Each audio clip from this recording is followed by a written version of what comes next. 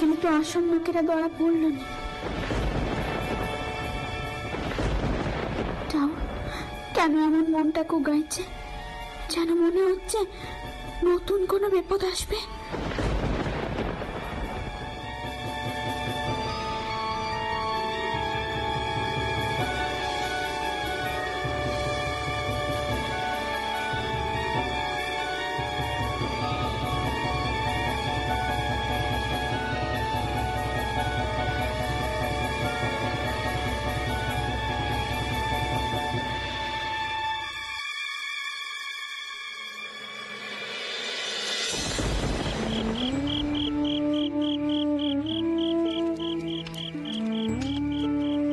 কতকাল বাদে মকিমপুরে এলুম, তাই না? হ্যাঁ, অনেক বছর হয়ে গেল। শেষবার যখন এসেছিলাম তখন তো পদ্মও জন্মায়নি। তোমার চোখের একটি দৃষ্টিপাত আনে নেশা ঘটায় হৃদয়ে আঘাত। দেখতে দেখতে দিনগুলো কেমন কেটে গেল, বুঝতেই পারলুম না। সেই পদ্মর বিয়ে পর্যন্ত হয়ে গেছে। দিনগুলো কত আনন্দে কেটেছিল, তাই না? রানী, শুধু কি আনন্দ? সেই অত্যাচারী নীলকর সাহেবের কথা ভুলে গেলে? আমি মার্টিন সাহেব আছি। আমার কথাতে বাঘে গরুতে এক খাতে জল খায়, আর তুমি একটা চাষি হইয়া আমার কথা মানিবে না? না মানবো নে, আমি কিছুতেই নীল চাষ করবো না সাহেব। হোয়াট? হয় নীল চাষ করিবে, নয়তো ফাঁসিতে মরিবে।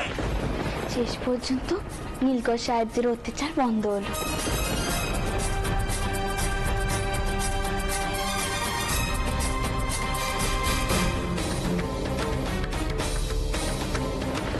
শুধু নীলকর সাহেব, সেই ডাকাত সর্দার যে ছদ্মবেশে আসতো।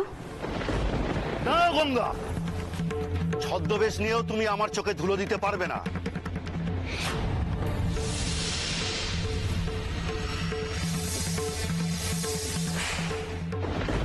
সে বেচারি এখনো বোধহয় জেলে পড়ছে।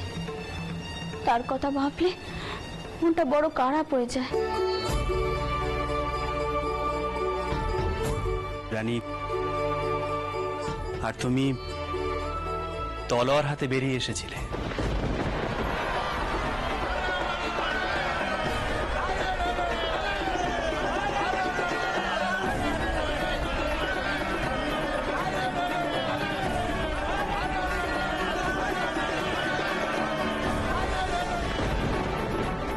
মা, মা, মা, চটকুকিকে কোথাও খুঁজে পাচ্ছি না। তুমি দেখেছো? চটকুকি? ছোট কুকুরকে পাওয়া যাচ্ছে না। কি কইছিস তুই? সেটাই তো। কি হবে কত? সুবলা দিদি, দাদা, তোমরা চটকুকিকে দেখেছো কেউ? কোথায় গেল মেয়েটা? বার করে কিছু হবে না। ছোট কুকি, কোথায় গেছিলি তুই? তোকে না বই করে বারণ করেছিলাম কোথাও যাবি না। আমি তো শুধু ওদিকটা একটু দেখছিলাম। জানো দিদি, ওপাশে একটা পুকুরও আছে। তাতে কি হয়েছে? তুই কি এখন সেখানে গিয়ে সাঁতার কাটবি? তোকে কিন্তু আমি আবার বারণ করছি। আর একবার যদি তুই চোখের এধার থেকে ওধার হলে আমি কিন্তু অনন্ত বাজিয়ে ছাড়বো। পারে, আমি একটু ঘুরে দেখবো না? সেসব পরে হবে। এখন চল এখান থেকে, চল চল। ও সুবলা দিদি, সবার জন্য খাওয়ার ব্যবস্থা করতে হবে। তুমি চলো আমার সাথে।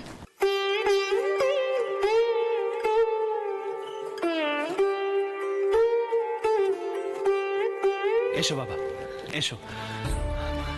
বলছিলাম আজ রাতটা এখানেই কাটিয়ে নেওয়া যাবে। পথঘাট তো ভালো নয়, তাছাড়া সঙ্গে মেয়েরা রয়েছে, আর দূরত্ব তো কম নয়। আমি ভাবছিলাম যদি একটা দিন এখানে বিশ্রাম নিয়ে তারপর না হয় কলকাতায় রওনা দেব। হ্যাঁ, এখানে কোনো ভয় নেই, যা একটা ভাড়া কাটিয়ে এলুম আমরা। হ্যাঁ, আগে অবশ্য এখানেও ডাকাতের খুব উপদ্রব ছিল। যাকে সেসব কথা, তোমরা যাও, গিয়ে বিশ্রাম করো। আমার কিন্তু মন কিছুতেই শান্তি পাচ্ছে না।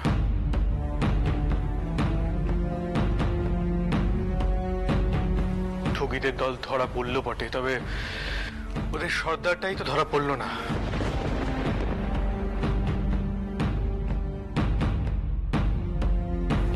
ভজহরি কিন্তু আবার দল পাকাবে, আবার অনেক মানুষের ক্ষতি করবে।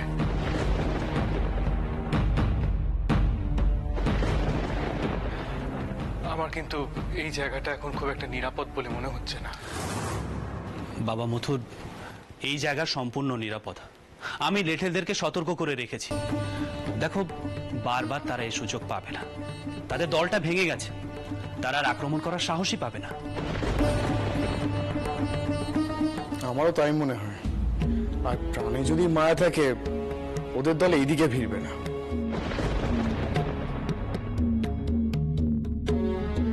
এবার একটু বিশ্রামের দরকার, আর পারছি না।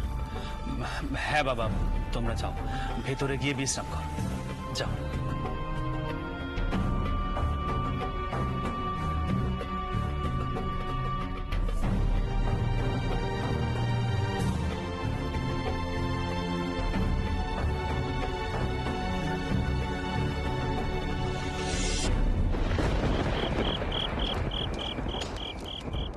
আমার না খুব ঘুম পাচ্ছে জানিস, আসলে এতটা পথ আগে কখনো আসেনি তো। বাবা মশাই ভালোই করেছেন এখানে বিশ্রামের ব্যবস্থা করে। তোরা চল আমার সাথে এসে চল, অতিথিরা আছেন, তিনাদের খাবারের ব্যবস্থা করতে হবে। নেতা সুবলা কেউ একা একা কিচ্ছুটি করতে পারবে না, আমাদেরকে সামাল দিতে হবে। আচ্ছা এই ছোট কুকি, তুই কিন্তু একদম বেরোবি না কোথাও, তোর বড্ড পা বেড়েছে। মা তুমি ছোট কুকি কয়ে দাও, ও যেন বাইরে না যায়।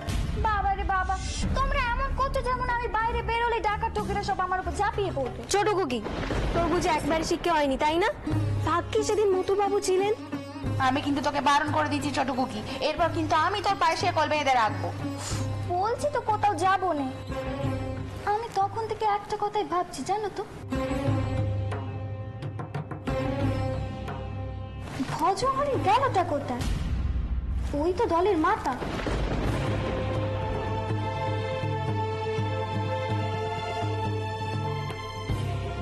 আমার কিন্তু মন বলছে ওরা এত সহজে ছাড়বে না। ভজহরি ঠিক নখ জুটিয়ে আবার আসবে। ওদের দলের সব লোক তো এখনো ধরা পড়েনি। মা দেখো দেখো তোমার ছোট কুকির কান্ডি, সব পক্ষণ ওর মাথায় ভজহরি আর ঠকিদের চিন্তা ঘুরপাক খাচ্ছে। বারে, আমার মাথায় যদি গড়ে তাতে আমি কি করব?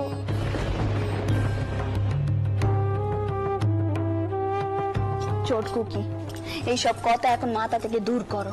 এসব বাবার জন্য বাবা মশাই আছেন, সর্দার আছেন, তোমাকে এইসব নিয়ে মাথা ঘামাতে হবে না। আর একখানা কথা ভালো করে মাথায় ঢুকিয়ে রাখো, তোমার যদি বিপদ হয় তাহলে কিন্তু সবচেয়ে বেশি বিপদে আমরাই পড়ব। নির্বিঘ্নে আমরা মহিম সাহেব থেকে ফিরে আসতে পেরেছি, এই অনেক। এখন ভালোই ভালোই কলকাতায় ফিরতে পারলে বাঁচি বাবা। পথে ঘাটে দিন দিন বিপদ একেবারে বেড়েই চলেছে। তোমার বাইরে যাওয়ার কিন্তু কোনো প্রয়োজন নেই, তুমি চুপটি করে এখানেই থাকবে, কেমন? কত দেরি হয়ে যাচ্ছে মা, চল তুই আমার সাথে। আচ্ছা মা, তুমি বাবা মশাইকে বলে সর্দার আর লিটলদের পাহারা আরো কড়া করে দাও। যতক্ষণ না কলকাতায় পৌঁছচ্ছি আমারও বুকখানা কেমন টিপ টিপ করছে।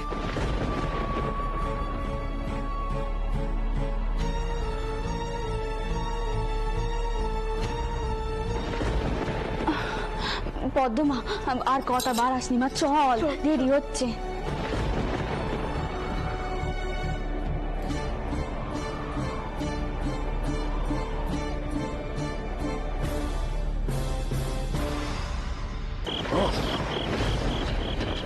বড় আফসোস হতেছে, এত বড় একখান দাও পাকাল মাছের মতো হাত দিয়ে ফসকে গেল। আর ওই কলকাতার অতীত বাবুরা কি করে আমাদের খবর পেল? বরান্ডা নিয়ে পালাইতে পেরেছি এই ঢের, নইলে হাজতে পচি মরতে হতো। আমাদের কাছে অনেক বিপদ আপদ আছে, এসব ভাবলেই চলবে না। সুনোপুটি নিয়ে অনেক খেলেছি, এইবারে রাঘব বোয়ালের হাতে পেয়েও আমরা খেলিয়ে তুলতে পারলাম না। সর্দার, ও যা গেছে গেছে, ও নিয়ে চিন্তা করে লাভ নেই। এবার তুমি বলো দেখিনি আমাদের চলবে কি করে? হাতে তো বিশেষ কিছু নাই, তার উপর দলটাও ভেঙে গেছে। এখন যারা ধরা পড়িছে তারা যদি দারোগাদের আমাদের হদিস দিয়ে দেয় তাহলে তো আমাদের কারাবাস নিশ্চিত। আমরা যখন এত দূর পালিয়ে এসেছি, দারোগা আমাদের ধরতে পারবে না। আর দল ভেঙে গেলে নতুন দল কি করে তৈরি করতে হয় তা আমার জানা আছে।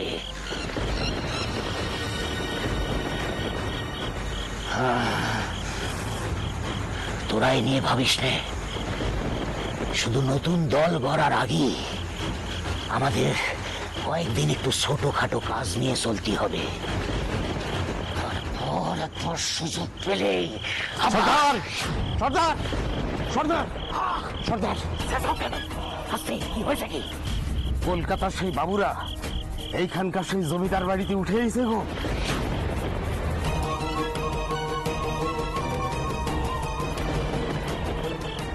কি বলতেছ? তেনারা মহিম শাহী থেকে এখানে মকিমপুরে উঠেছে।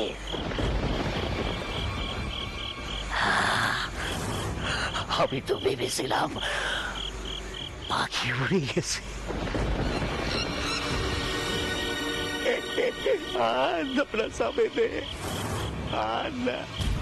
তোর খবর পাকা তো? একেবারে পাকা। আমি আড়াল থেকে নিজের চোখে সব দেখেছি। মেয়ে আর বউরা এখনো গয়না পড়ে আছে। উপরওয়ালা মুখ তুলে চেয়েছেন, তারা যদি সরাসরি কলকাতায় চলে যেতেন তাহলে দাসমশাইদের টিকিও আমরা ছুটে পারতাম না। তারা যখন এখানে এসেছেন, শেষ চেষ্টা তো করতেই হবে। সর্দার, সেটা বড্ড ঝুঁকি হয়ে যাবে না তো? মানে আমি বলছিলাম আমরা যদি 2-4 দিন গা ঢাকা দিয়ে থাকতে পারতাম তাই আর কি। ওদিকে দারোগা, গোড়া সাহেব, কোম্পানির সৈন্য সব উঠে পড়ে লেগেছে ঠগি ধরতে। এর মধ্যে ঝুঁকি নেওয়াটা কি ঠিক হবে?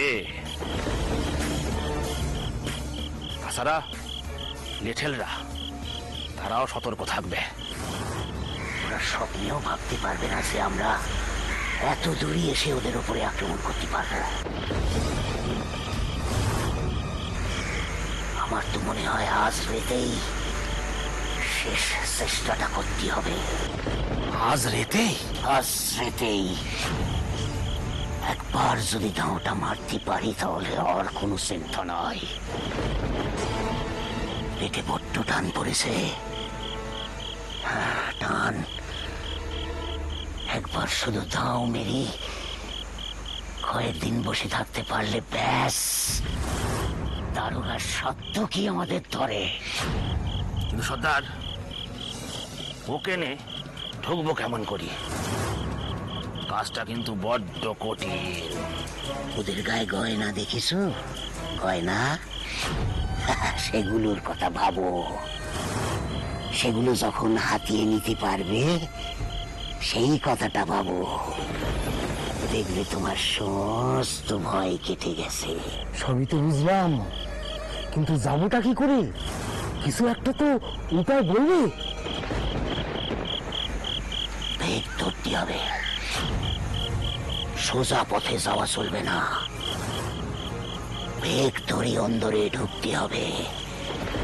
আমি যা যা বলি সেই কথা মন দিয়ে শোনো তোমরা, তারপর দেখো কি হয়।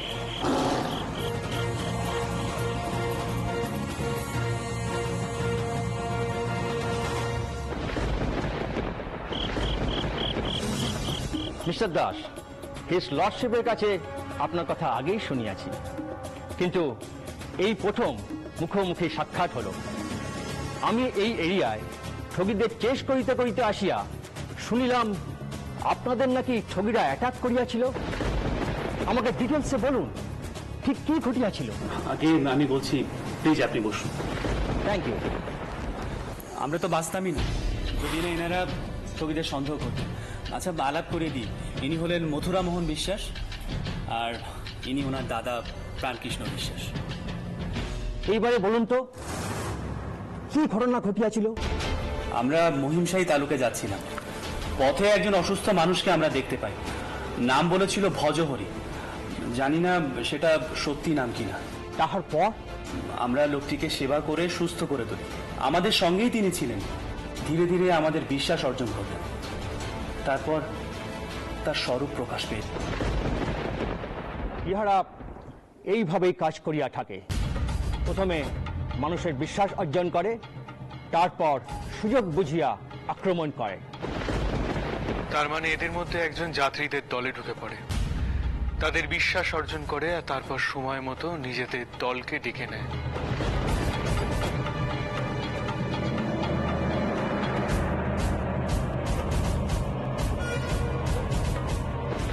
ভজহরিও ঠিক এমনটাই করেছিল।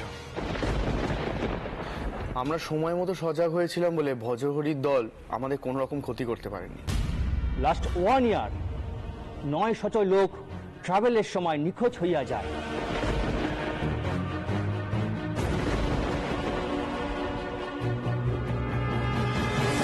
ধরিয়া লইতে পারি উহাদের ঠগিরা মারিয়া ফেলিয়াছে। 900 লোক কি ঠগিরা মেরেছিল? দিনের পর দিন তারা মানুষ মারছে, যাত্রীদের সর্বশান্ত করছে, কিন্তু তারা ধরা পড়ছে না কেন?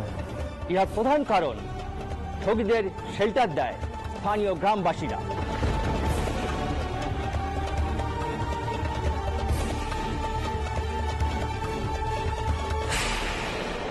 ইনফ্যাক্ট ঠগিদের দলে অনেক গ্রামবাসী ছদ্মবেশে থাকে। তাই আমরা স্থানীয় গ্রামবাসীদের কাছ থেকে কোনো সাহায্য পাইতেছি না। তাছাড়া ইহারা অনেক সাজ ধরিতে পারে। মানে বহুরূপী? Yes, they are very dangerous.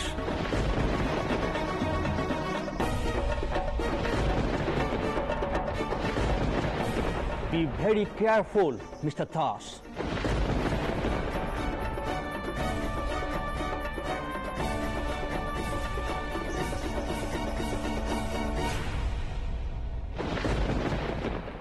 এই বাড়িতে এর আগেও ডাকাত পড়েছে। আমি নিজেও ডাকাতের হাতে ধরা পড়েছিলাম, কিন্তু আজ মনে হচ্ছে ডাকাতের তুলনায় ঠকিরা আরো ভয়ঙ্কর। কারণ ওরা মুখোমুখি আক্রমণ করতে আসে না, প্রথমে মানুষের বিশ্বাস অর্জন করে, তারপরে অসাবধানতার সুযোগ বুঝে আক্রমণ করে। আর যেহেতু ঠগিরা ছদ্মবেশে থাকে, তাই কে ঠগি কে সৎ বোঝাই যায় না। আপনি একেবারে ঠিক কথাই বলেছেন। এরা কখন কি বেশি সামনে আসবে তা বোঝাই যায় না। যখন টের পাওয়া যায় তখন অনেকটা দেরি হয়ে যায়। আমি এই দলটিকে একেবারে নিশ্চিহ্ন করিয়া দেব। এমনিতেই উহারা একের পর এক আক্রমণে হয় ধরা পড়িয়াছে, নয় গা ঢাকা দিয়াছে। এদের সমূলে উপড়ে ফেলতে গেলে এদের চাইকে আগে ধরতে হবে। আমি জানি না সেটা কতদিনে আপনারা করতে পারবেন, কিন্তু যতদিন না সেটা হচ্ছে, কত মানুষের প্রাণ যে যাবে তার এওতা নেই। আমরা চারিদিকে সন্ধান করিতেছি, ঠগিদের আমরা ধরবই। It's my promise.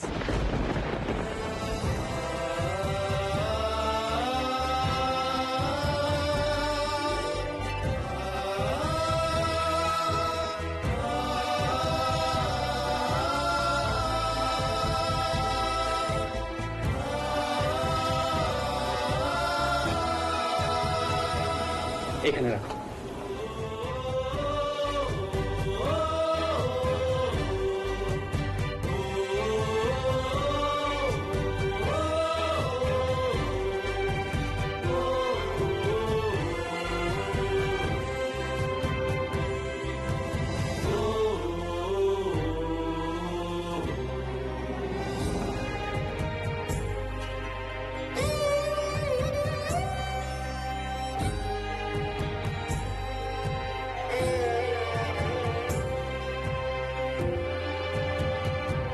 সত্যি তো, ঠগিদের চাই বছরই এখনো তো ধরা পড়েনি।